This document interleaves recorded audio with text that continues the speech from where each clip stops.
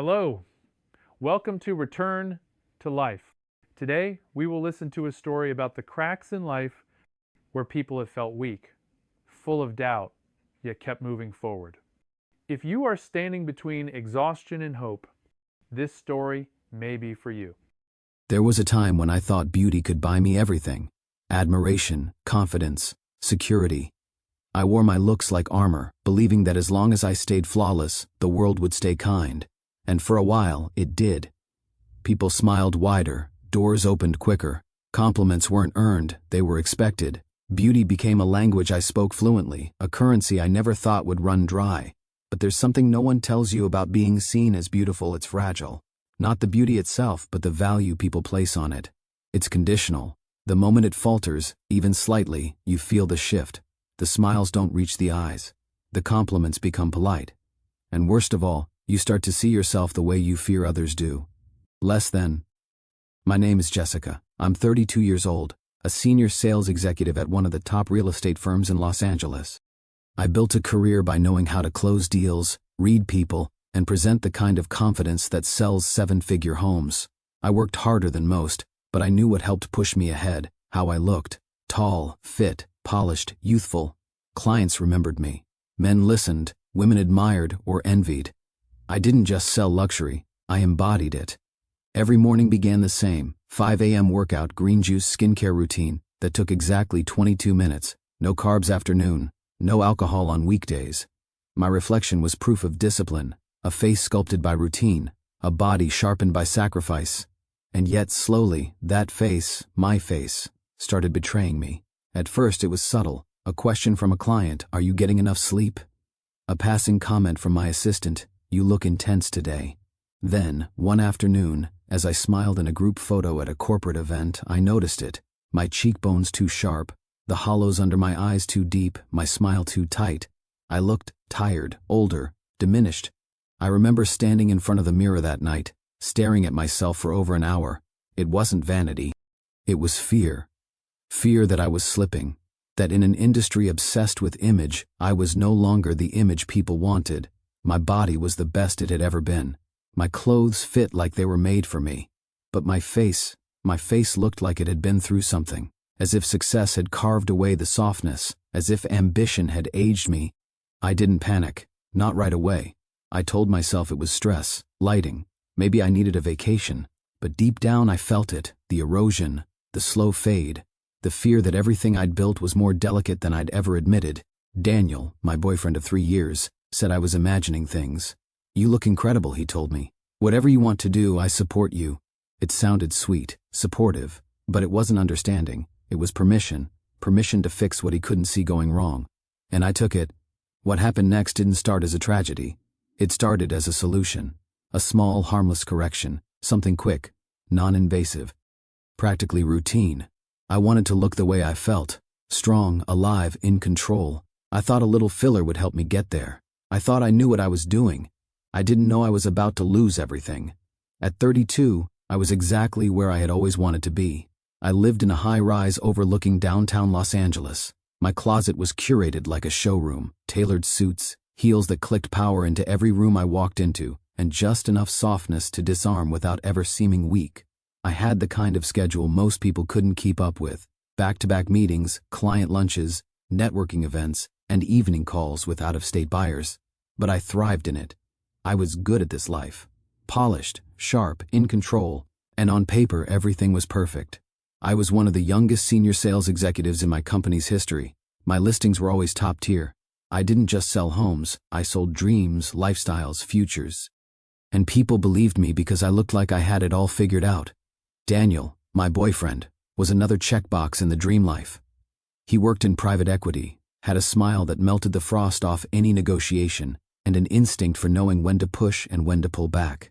We met at a conference in San Diego, exchanged cards, then numbers, then weekends. 3 years in, we weren't married, but we were comfortable. He supported my career, respected my independence, and often said, "Whatever makes you happy, Jess, I'm on your team." But something had shifted. It wasn't dramatic. It was gradual, like a dimmer switch being turned down without anyone noticing until the room's too dark to see. It started with how I looked in photos. The angles that used to flatter me now felt off. I caught myself retaking selfies more often, adjusting my smile, checking for the shadows under my cheekbones. I told myself I was being silly, too critical, maybe just hormonal. But I knew better.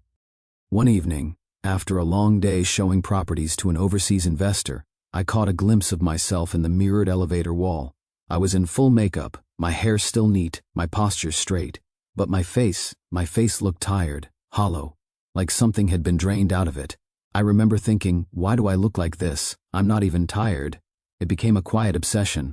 Each morning I studied my reflection with growing unease. My body was fit, lean, strong. But my face told a different story.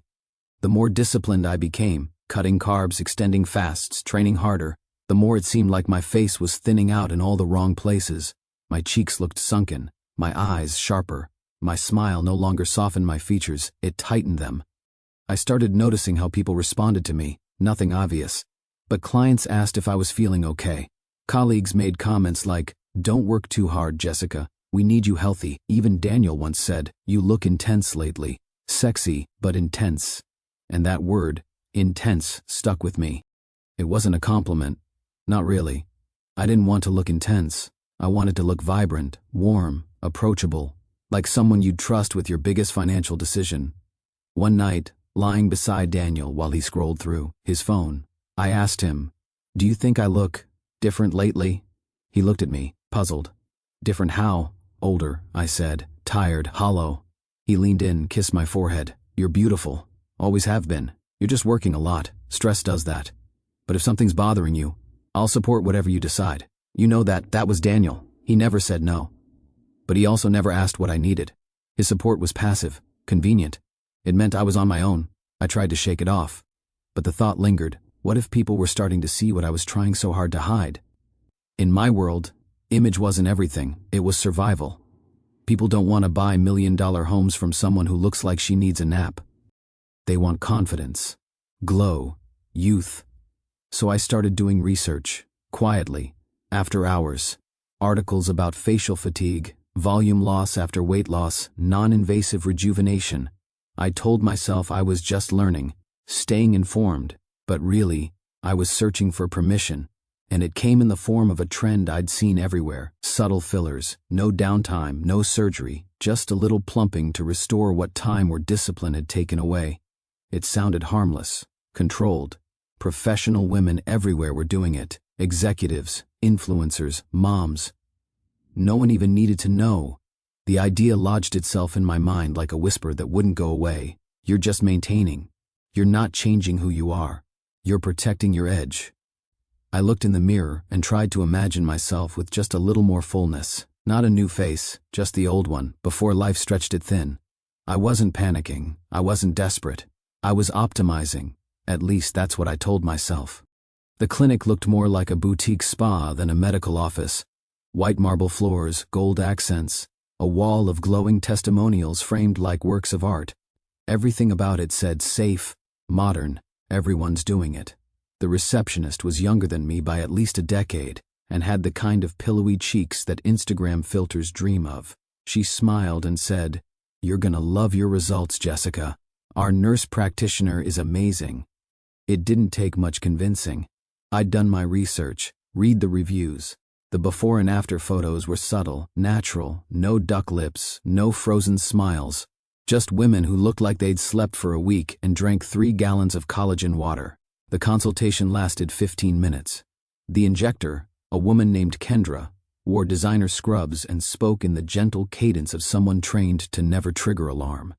She looked at my face like it was a puzzle she already knew how to solve. "You've got great structure," she said. "Really. All I'd suggest is a little volume in the mid-face to soften the cheekbones and maybe a touch under the eyes. Nothing drastic, just a refresh." I nodded, absorbing every word like scripture. I wasn't here for drastic. I was here to restore. "And it won't interfere with my work?" I asked. "I have meetings every day." "Not at all," she assured me. "You might have some minor swelling for a day or two, but nothing makeup can't fix. Most clients go right back to work. It's lunch hour beauty." That phrase stuck with me, lunch hour beauty. Like it was as simple as getting a blowout or a manicure. No one warned me about risks. No mention of vascular occlusion or late-onset inflammation. No discussion of product brands, molecular size, or technique. And I didn't ask. I didn't want to seem paranoid. Daniel came with me to the appointment, mostly out of curiosity. When the paperwork came out, he pulled out his Amex and said, "She's worth it." It felt good, like being chosen again. Affirmed. The injection itself was quick. A few pinches, some pressure, a cold compress.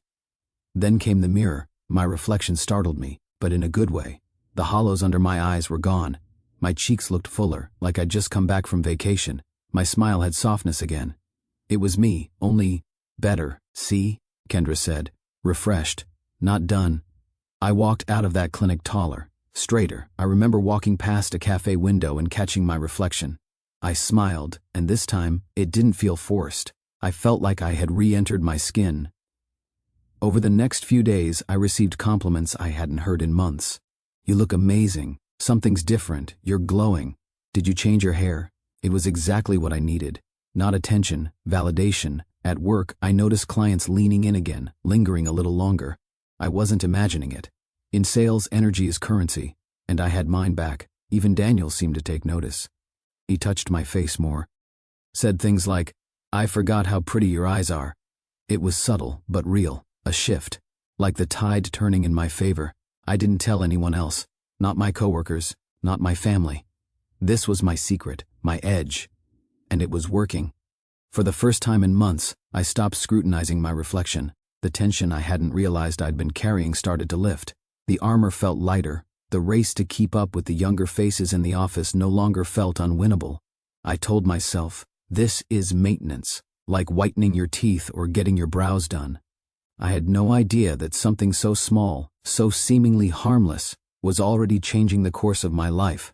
At that moment I thought I had made the smartest decision in the world, and why wouldn't I? I looked great. I felt powerful. What could possibly go wrong? It started with a tightness, barely noticeable at first.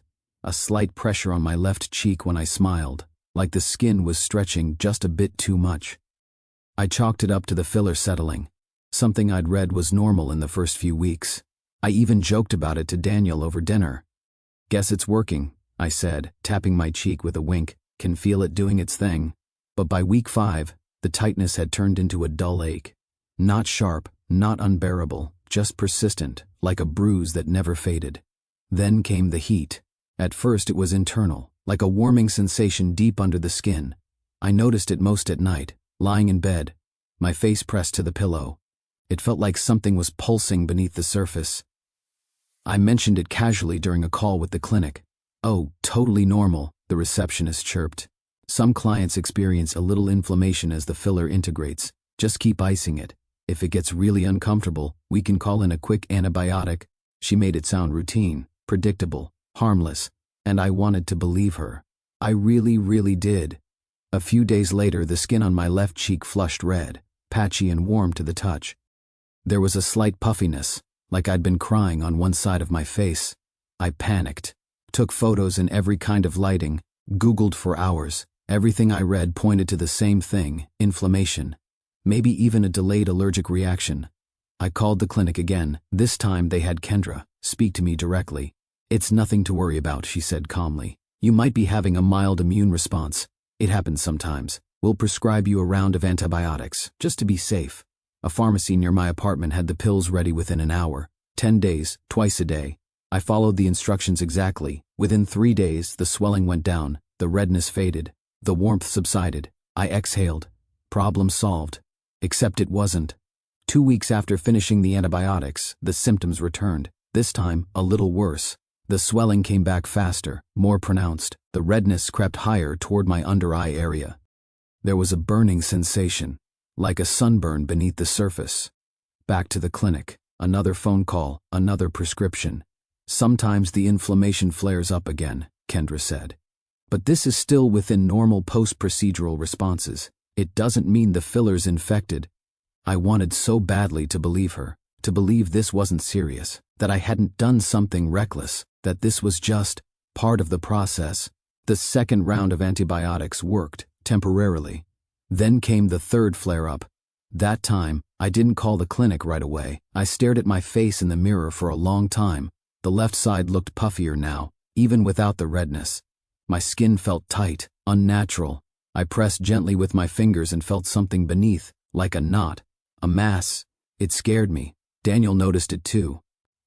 "Maybe you should see a dermatologist," he said, trying to sound casual. "Just in case." "I'm already in touch with the clinic," I replied, a little sharper than I intended. "They know what they're doing." But I knew I was lying. They were treating the symptoms, not the cause. They weren't investigating. They were managing, minimizing, hoping it would go away on its own. That weekend, I made the decision to book an appointment at a hospital, a real one. A dermatologist with a medical degree, not just a license to inject. The earliest available consultation was 4 weeks away. 4 weeks. I didn't know if I could wait that long, but I had no choice. Every specialist I called had similar wait times, unless it was an emergency, and according to them, swelling and redness didn't qualify. In the meantime, I wore more makeup than usual, contoured carefully to mask the unevenness, declined video calls, postponed client meetings, told my boss I was fighting off a sinus infection, which, in a way, wasn't far from the truth. I avoided mirrors as much as I could, and when I did look, I stared hard at the woman in the glass, trying to figure out when exactly I'd started losing control. What haunted me wasn't the physical change. It was the fear that I'd broken something that couldn't be fixed. That beneath the surface something was growing, shifting, fighting back. That night, I cried quietly in the shower, pressing a cold compress to my cheek, my heart pounding with dread. I wasn't imagining it anymore. Something was wrong, and no one, not the clinic, not the pills, not even Daniel, could reassure me now. The days leading up to my dermatology appointment felt like walking through a fog that thickened with each hour. I stopped sleeping properly. I couldn't focus on conversations. My work email piled up with unanswered messages, meeting requests, follow-ups. I ignored them all. I told my manager I had a medical issue that required time off. He didn't ask for details. "Take care of yourself, Jessica," he said. "We'll hold the fort." I heard the hesitation in his voice. I knew how quickly medical leave could become phasing out in a fast-paced firm like ours. Daniel noticed the change, of course. He wasn't blind. I'd started avoiding eye contact, walking past mirrors, pulling my hair over the left side of my face as if that could hide the growing distortion. "Jess, talk to me," he said one night as I lay in bed staring at the ceiling. "What's going on with you?" I wanted to tell him everything, that I was scared, ashamed, furious at myself, that I felt disfigured, that I didn't know who I was anymore when I looked in the mirror. But the words stuck in my throat. "I'm fine," I whispered, "just tired." He didn't push. He kissed my forehead and turned away, and that hurt even more. Not because he didn't care, but because I knew he didn't understand. The fourth flare-up hit like a storm. My face swelled more than before. The redness deepened, spreading below my eye and toward my temple. It ached constantly. The lump beneath my skin grew firmer, more defined, like something foreign was claiming space where it didn't belong. I stopped leaving the apartment. When groceries were delivered, I waited until the delivery driver was gone before opening the door. I declined all invitations, all calls. I didn't even pretend anymore. I started wearing a mask indoors, not because of germs, but because I couldn't bear to see my reflection in the microwave, the window, the glossy black TV screen. I spent hours reading medical forums, scanning horror stories from women who'd had delayed filler reactions, necrosis, granulomas, permanent scarring. I bookmarked articles about MRI scans, surgical removals, tissue loss. I watched YouTube videos of dermatologists calmly explaining risks that no one at my clinic had ever mentioned. Took photos of my face every morning, documenting the progression, angles, lighting, measurements. I was building a case, though I didn't know if it was for my doctor or for myself. Cried constantly, though never when Daniel was home. I waited until he was asleep, or in the shower, or out running errands. I didn't want pity. I didn't want his reassurance. I wanted him to see me and still believe I was strong. But every time he looked at me with soft concern, I felt something inside me crack one night after he kissed me goodnight and rolled over. I lay there staring at the back of his head. The thought came uninvited. "He doesn't want to sleep with you anymore." Then another, "You wouldn't want to sleep with you either." It felt cruel, but it felt true. By the third week, I emailed the hospital to see if there had been any cancellations. No luck. 4 more days. I passed the time by walking in circles around the apartment. I listened to podcasts about skin health, read legal articles about cosmetic liability, watched TED Talks on trauma and identity. I looked at photos of myself from 6 months earlier and couldn't reconcile them with what I saw now. That version of me, the poised, polished woman in the fitted blazer, smiling confidently into the camera, felt like a character I had once played, not someone I had actually been. I started to forget what it felt like to walk into a room and not worry about being looked at, or not looked at. Daniel tried. He offered to take me out for dinner, book us a weekend getaway, even just a drive up the coast. I declined every time. "I'm not ready," I said. "You're isolating," he replied gently. "I'm protecting myself, from me, from everyone." He stood there, unsure of what to say. I could see him weighing whether to stay or give me space. He chose space, which, ironically, made the loneliness worse. By the time my appointment finally came, I felt like I'd aged 10 years. The hospital was cold and quiet, clinical, in a way that both comforted and unnerved me. I sat in the waiting room with a scarf wrapped around the lower half of my face, hands clenched in my lap. I watched other patients come and go, some bandaged, some limping, some clearly sicker than I was. I felt ashamed that I was there because I'd tried to look better, that I had paid someone to inject something into my face without fully understanding what it was, that I had ignored my own instincts in favor of convenience and image. When my name was called, I stood slowly. My legs trembled. The dermatologist was calm, professional, and kind. She examined my face carefully, asked me questions I wasn't ready for. What product had been used? What technique? What needle depth? I didn't know the answers. I hadn't thought to ask. She nodded, then gave me her assessment. "It's likely a late-onset inflammatory response," she said, "possibly compounded by an infection. The nodule you're feeling could be a granuloma or a buildup of material that's walled off from your immune system." The words hit me like a verdict. "What does that mean?" I asked quietly. "It means the filler didn't integrate the way it was supposed to. Your body is rejecting it. We'll need imaging to confirm the extent. There may be tissue involvement. But the good news is, you came in. We can start a proper treatment plan." I swallowed hard. "Will it go away?" Her pause was brief, but it was there. "We can improve the symptoms, reduce the inflammation, remove the product. But we can't promise your tissue will return to exactly the way it was." There it was. The truth. I left the hospital with a folder of referrals and a schedule of appointments, but more than that, I left with the crushing realization that no one was going to fix this for me, that no amount of makeup, optimism, or money could undo what had already been done. The reflection in the hospital elevator door didn't lie. I didn't look tired anymore. I looked broken. The first MRI appointment was 3 days after my hospital consultation. Lying still in that cold, humming machine, face immobilized in a molded brace, I kept my eyes shut and tried not to think. But the thoughts came anyway, racing, vivid, cruel. I thought about the first time I saw a wrinkle under my eye, the first time I skipped dessert because of a fitting, the first time I looked at a younger woman in the office and felt something sharp twist in my chest. And then I thought of the moment I let someone inject something into my face, not knowing what it really was, not understanding the risks, all because I didn't want to look intense. The irony wasn't lost on me. In my quest to appear more relaxed, more youthful, I had created a crisis I couldn't mask. The scan results came 2 days later. The doctor called me into her office and sat me down with a folder in front of her. She didn't sugarcoat it. I appreciated that. At this point, false comfort felt insulting. "There's localized inflammation," she began. "The filler has migrated slightly, and the surrounding tissue shows signs of chronic reaction. There's also evidence of a small granuloma forming near the cheekbone." I didn't fully understand what that meant, but I heard the gravity in her voice. "Is it dangerous?" "Not immediately," she replied.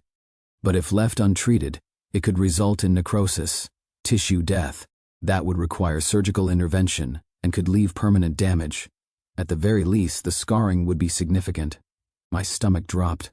"What do we do?" She outlined the treatment plan: enzymatic filler dissolvers, injected in stages, oral steroids, antibiotics tailored to the infection, and possibly minor surgery if the granuloma didn't respond. "How long will it take?" I asked. "It depends on how your body responds. Could be weeks, could be months." And my face? Another pause.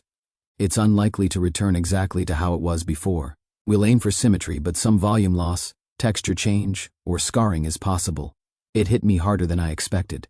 Not because I was vain, not just because I'd lose beauty, but because I'd lose something I had worked so hard to maintain: control, presentation, the ability to choose how I move through the world.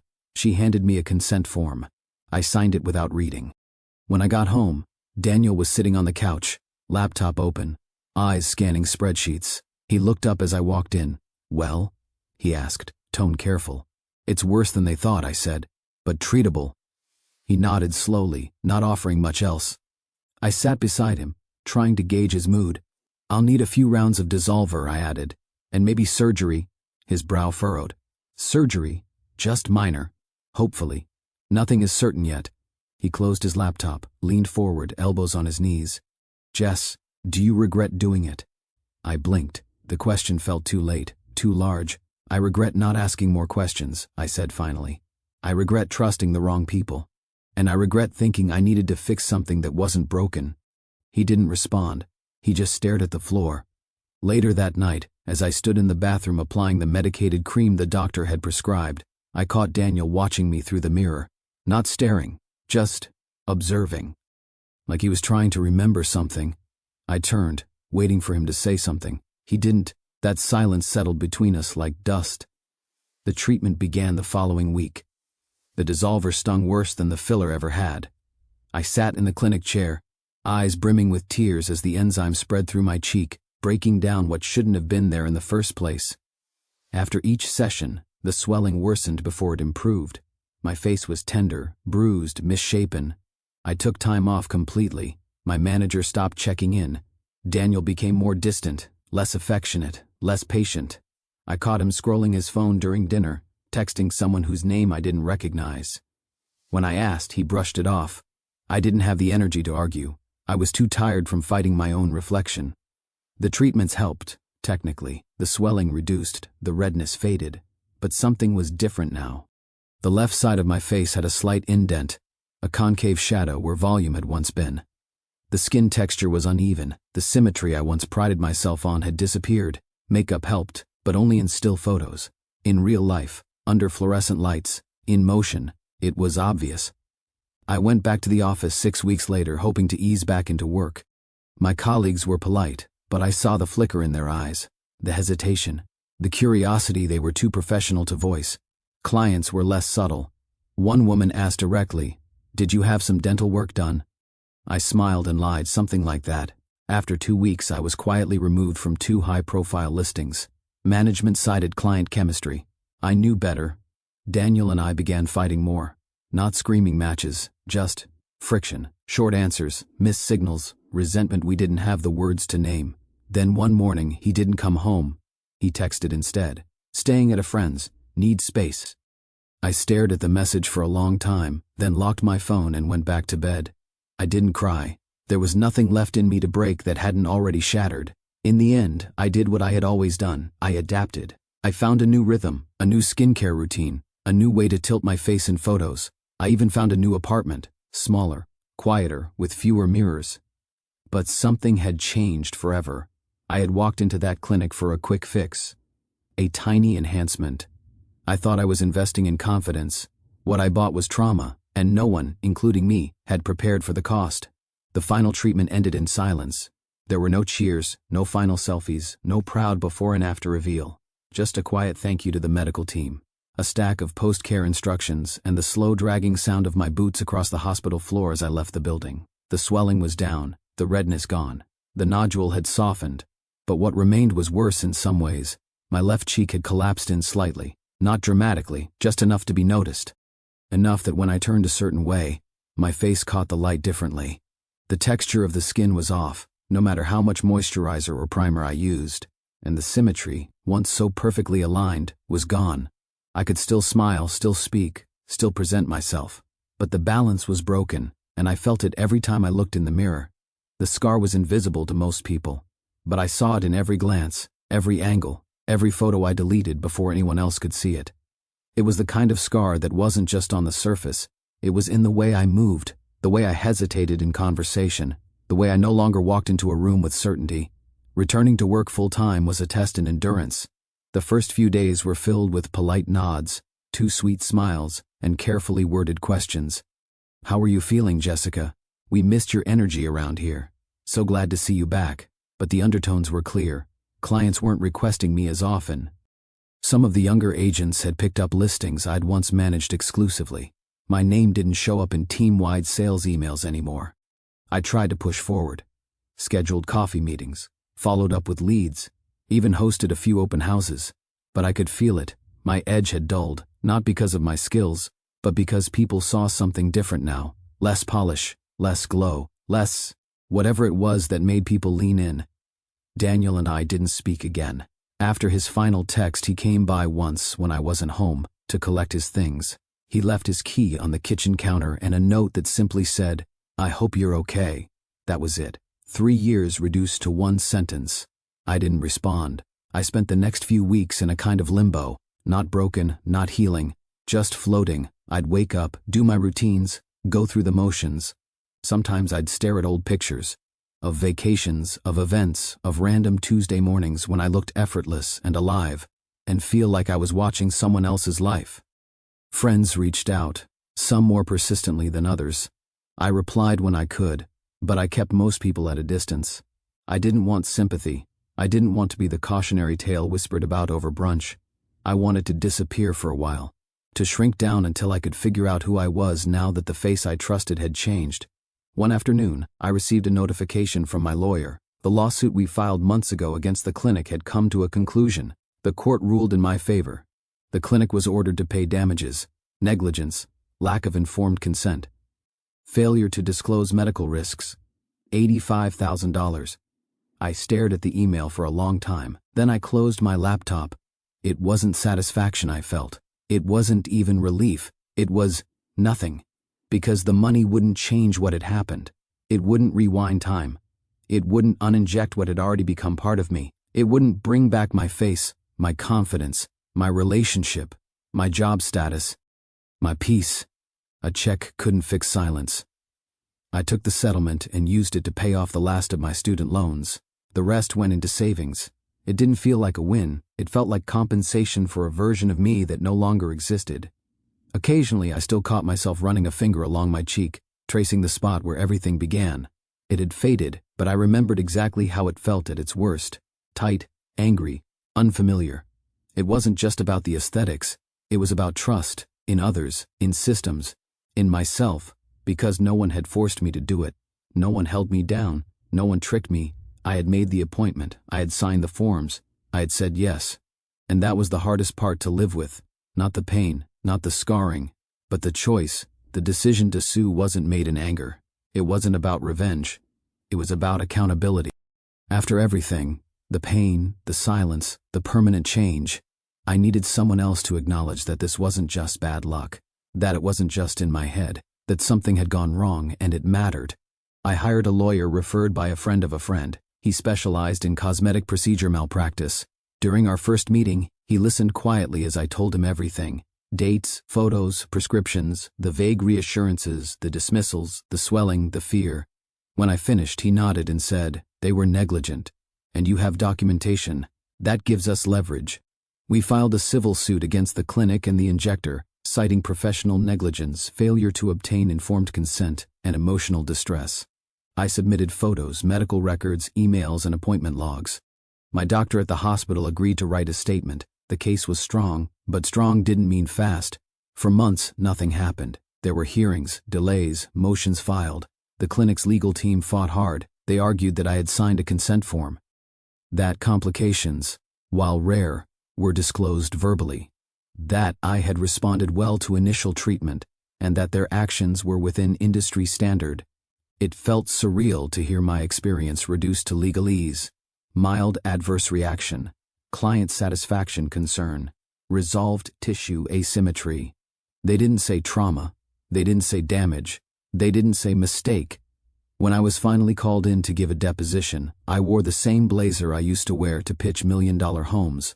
I sat in a room with 2 attorneys, a court reporter, and my own lawyer beside me, and I told my story all over again, this time slower, methodical, under oath. I thought I'd feel empowered, but mostly, I felt exhausted. They asked why I hadn't asked more questions, why I hadn't insisted on seeing credentials, why I returned to the clinic more than once after symptoms appeared. Each question was a needle, each answer a reminder. Afterward, I walked out into the parking garage and sat in my car for half an hour, staring at the steering wheel. Not crying, just breathing, processing. The clinic offered to settle 3 times. The first offer was insulting. The second, better. The third, just before we were set to go to trial, was acceptable, $85,000. My lawyer said it was a fair outcome, a strong message, a win. But as I signed the settlement paperwork, I didn't feel like I'd won anything. I had traded my silence for compensation. And I knew what that meant. The clinic would keep operating, the injector would keep working, the NDAs would be signed, and someone else would walk in one day, looking for a quick fix, and maybe walk out with something they never bargained for. Still, I signed. Not because I forgave them, but because I was tired of living in the wreckage. A few weeks later, the check arrived. I stared at the envelope for a long time before opening it. Not because of what was inside, but because of what wasn't. There was no apology, no letter, no admission of fault, just a number. A price. I deposited the money and closed the account a few days later. It felt cleaner that way. Less like blood money, more like closure. But deep down, I knew the truth. Some things can't be bought back. Not trust, not time, not the version of me who thought she was in control. There's something strange about surviving an experience that reshapes you. You start to see the world in layers you never noticed before. Now, when I scroll through social media and see women raving about their liquid facelifts or lunchtime tweakments, I don't feel judgment. I feel concern. Not because they're doing anything wrong, but because I was once in their shoes, certain that a small fix couldn't possibly do big damage. And maybe that's the most dangerous belief of all. If I could go back, I wouldn't just change my decision. I would change what I believed about beauty, about risk, about the thin line between enhancement and harm, because what happened to me wasn't unique. And I know I'm not the only one. There are 6 things I wish every woman, even every man, understood before stepping into that clinic room.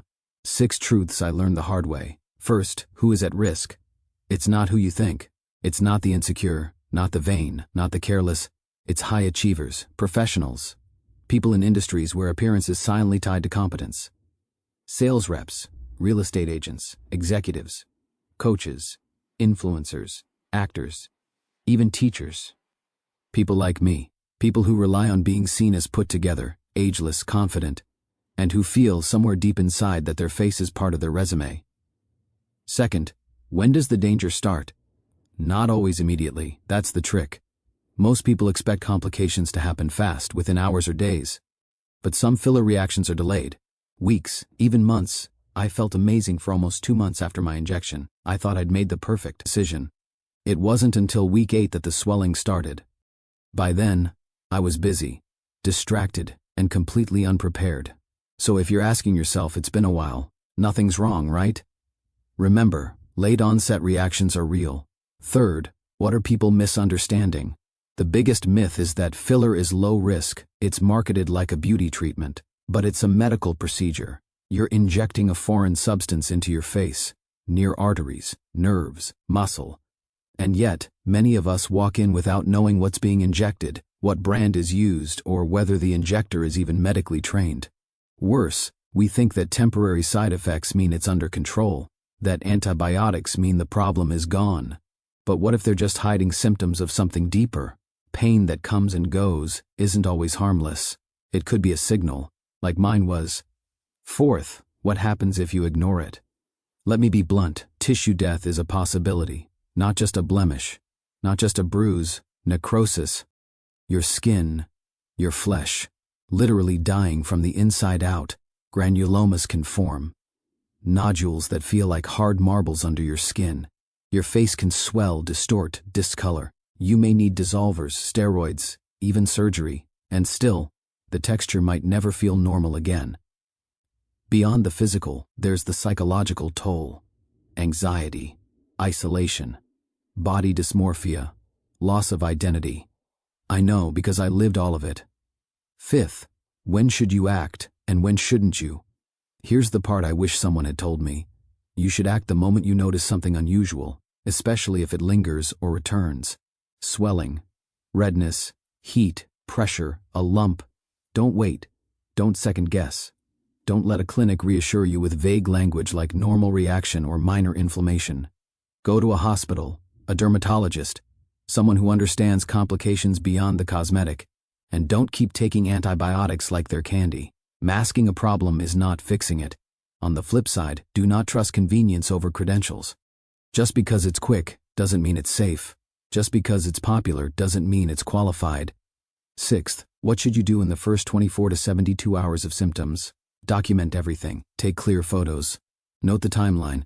Stop all cosmetic treatments immediately. Don't apply heat or pressure unless advised. Call a real doctor, not just the clinic that performed the injection. Request imaging if the issue persists. You only get one face. Treat it like it matters more than a schedule, more than embarrassment, more than pride. I didn't. I waited, and I paid for that wait in ways no one prepared me for. These 6 truths aren't meant to scare you. They're meant to fill the gap between the marketing and the medical reality. No one told me, so now, I'm telling you. I don't tell this story to scare you. I tell it because I wish someone had told it to me. Not the horror stories, not the tabloids, not the viral threads on social media, but the quiet truth. The one that hides behind flawless filters and perfect after shots. The one no one shares until it's too late. I was not reckless. I was not shallow. I was not stupid. I was careful. I was informed, at least I thought I was. I followed trends from professional women who looked like they had it all figured out. I did what everyone else was doing, and for a while it worked, until it didn't, until my face, my identity, was no longer something I fully recognized. I learned painfully that beauty is not the enemy, but the belief that it can protect us from pain, that's the lie. I used to think that if I looked put together, people would assume I was whole, that as long as I looked young, I'd be relevant, that being beautiful meant being safe, but nothing is more fragile than the illusion that we are in control of how others see us. It took losing part of myself to understand that beauty can be empowering, but only when it's chosen from a place of truth, not fear. You can want to be beautiful. You can love skincare, makeup, even enhancements.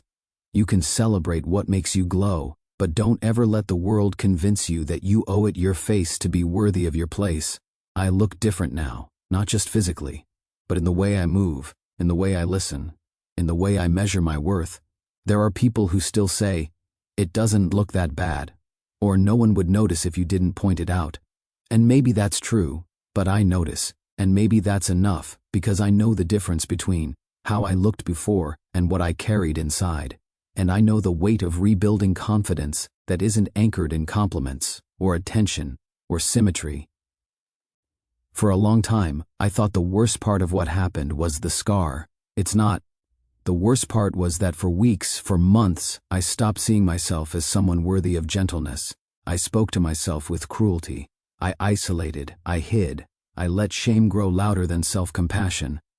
So if you take anything from my story, let it be this. If you're questioning whether you're enough, stop, you are. If you're considering a change, pause. Ask the hard questions. Not just about the procedure, but about what you're hoping it will fix. And if you've already gone through something like this, if you're healing or scarred or still grieving who you used to be, know that you're not alone. You are not the mistake. You are the survivor of it, and that counts for something. I may never fully return to who I was before, but maybe that's okay, because who I am now is someone I trust more. Someone who knows how quickly everything can change, and how deeply we need to anchor ourselves in something that doesn't fade. Not faces, Thank you not for staying until filters, the end with but Return to truth. Life. And in case no If one you said it found to you a sense of lately, connection you don't have to be or a perfect to small be spark of powerful. hope, You don't have to carry be it with you unscarred as to you be return seen. to everyday You're life. allowed to take up We look space, forward to seeing you in the exactly as stories you ahead. are.